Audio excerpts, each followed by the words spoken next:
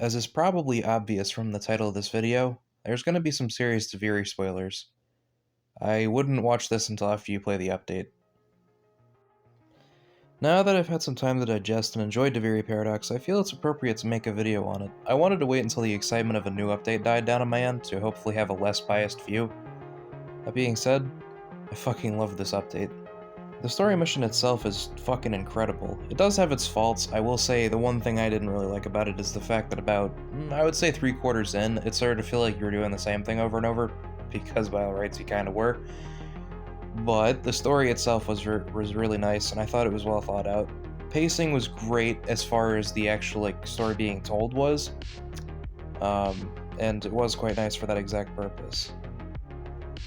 As well as the fact that, we actually have a rough idea of what's going on with the drifters. Obviously, there's still a lot we don't know, but we know a lot more now.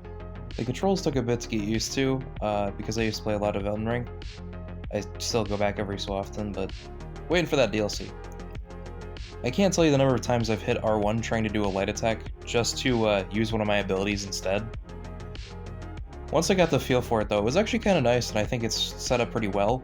Especially considering, how controls have always been on Warframe. They're kind of working with what they already had, but trying to modify it so it works for the Drifter, and they did a good job, I would say. After you complete the story, you gain access to 3 mission types. You have the duviri experience, which is the open world where you get to do, whatever bounty, quotation marks, is currently active, as well as you get to do all sorts of random side objectives, and if you need to, you can farm resources. The lone story is just the bounty. You don't get to fuck with any of the other nonsense. And then there's the circuit, which is just the Warframe side of it, so there is that. At first, I thought the circuit was kind of dumb, but looking at it, I do get it now. I will say Steel Path Circuit is a pain in the ass, but you do get some awesome resources from it. I'm also kind of laughing a little bit because I had a couple friends that told me I was crazy for Steel Path building all my frames. I guess I was kind of secretly getting ready for this, huh? No, but in all seriousness, though, it was a little crazy to do that. I do like the side objectives that are in duviri. Of course, there are the bad ones, but for the most part, I do quite enjoy them. But I will say my favorite thing to do is to get fleet-footed and see how fast I can get just by getting all of the other decrees. One of the things I need to do at some point is get a couple people on. One with a Wisp, one with a Volt, me with Gauss. I know that's going to take a while to have happen, but hear me out. If I manage to get that setup to happen, get fleet-footed, wait until I can transfer Gauss onto the duviri, and then see how fast I can get it. I want to see if I can fuck up the screen again, because I know that used to be a thing before they fixed that. Quotation marks. I do wish they would add a free roam mode, just that way you can go out there and get the resources you need. Already, thanks to the Incarnate adapters, I've had to run entire bounties just to get a handful of resources. Actually, good example was when I got the, I think it was the Bratton Prime Incarnate adapter. Back when I was doing that one, I just needed a handful of Yao shrubs, like literally 3 of them, and I had to run an entire bounty just to get that. Feels kind of odd, simply because we had, with Fortuna and Cetus, if you just need, let's say, a couple gems or whatever, or a couple fish or something, you can just go out there and get them and then leave. It feels odd to me that you can't do the same with duviri. Granted, yeah, I know that's the nitpickiest of all nitpicks, but I would like to see them add that at some point. Maybe with Echoes of Duviri, because I know we're going to get that at some point. But overall, it's not really a necessary thing. I know there probably are some people that would just firmly disagree with me on that, but yeah, I think it would just be nice to see it. One thing I appreciate is actually the normal mode circuit. And that's for newer players primarily, the fact that it's easier to get a lot of frames just right off the bat. I haven't seen a lot of people talking about this one. Granted, I also don't watch a lot of Warframe YouTube, so I may just, not be exposed to it. The more likely reality, to be honest with you. But I think it's great. And I do find it interesting that I've had a few veteran players that I talk to already tell me it's oh, well, why is this a thing when you can just go do it normally?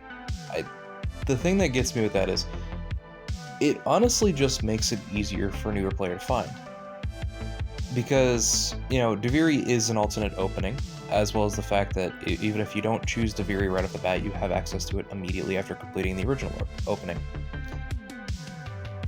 So, once you do that, odds are pretty damn high that the newer player is going to click on the circuit, because every time you try to access duviri beyond the quest, it pulls up those 3 options. They're going to be like, oh, what the hell is this? As soon as they click on it, it immediately tells them to pick a frame. Honestly, I think that right there is the true genius of it. Because immediately they'll get an idea of, oh, I can get one of these frames. Pretty damn quick. Then there's the steel path circuit, which I gotta say is actually interesting. Absolute pain in the ass if you don't have a build on every single one of your frames. I gave Stalker a try, that's actually how I figured that one out. But anyways, I do love the fact that that's how we get the incarnate adapters. At first I was like, oh god damn it, I gotta do this. But after doing it, it's not as bad as I initially thought it would be going into it. And the incarnate adapters are well worth it. I was actually kind of pleasantly surprised by that. You know, I misunderstood what we were getting with those. I thought we were just getting the Bratton, the Lado, and the Skana so far. I didn't realize we were getting 20 of them right off the rip. I'm really glad we are, especially considering, you know, we have the Latron, which I already had a Riffin for. We got the Boltor, which is one of my favorite weapons from early game. Matter of fact, every new player that joins, I always tell them get the Boltor as soon as you can, because it's great until you can get a better weapon. And then we have the Soma coming this week, which I cannot wait for. The Soma was my favorite weapon up until Steel Path got released, and the Soma basically became just an absolute pain in the ass to use for Steel Path. You can do it, but it's a pain in the ass. But anyways, yeah, no, I'm really excited for that. I will say it's going to be interesting watching what happens with those. I have a very strong feeling that BE is going to nerf a lot of the incarnate adapters. Mainly because of the Latron.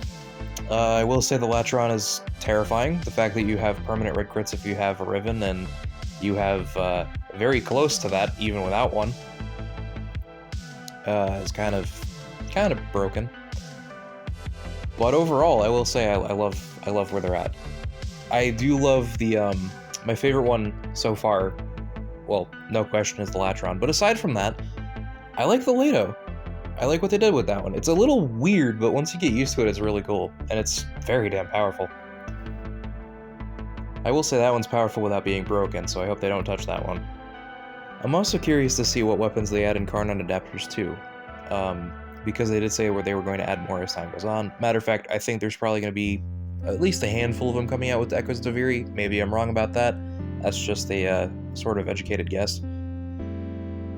But I gotta say, DE, I find it hilarious that they skipped over the Stug for an incarnate adapter. Like, I mean, come on.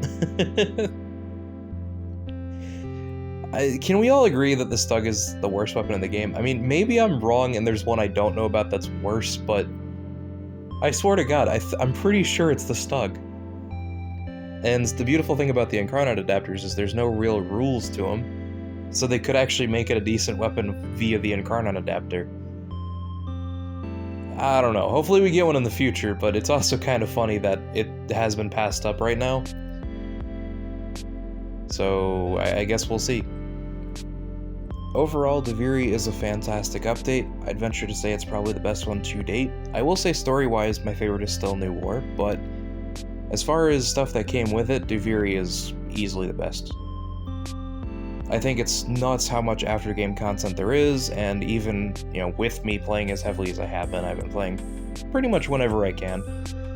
And, I still have quite a bit to go. I'm almost done with Drifter Intrinsics, but I still haven't even really touched, you know, a lot of the other Drifter weapons. I just got the Siam, like, 2 days ago. I've been getting a lot of other stuff. I'm excited to get the rest of the incarnate adapters, see what they're about. I've been purposely keeping myself blind to them. That way I can see them as I get them. I kind of like the experience of figuring it out as I go. However, I will say, I do hope they add descriptions to the incarnate adapters as to what they do. Because it would be nice going into it, you know, when you have the 5 options in front of you, it's like, oh, I want this one, or oh, I want that one. I understand that's kind of what YouTube is for, but it would also be nice to not have to do that. But, overall, yeah, no, seriously, wonderful update, and I hope it means great things for the future of Warframe. I imagine it probably does, but I guess we shall see. But anyways, thank you all for watching, and have a great day.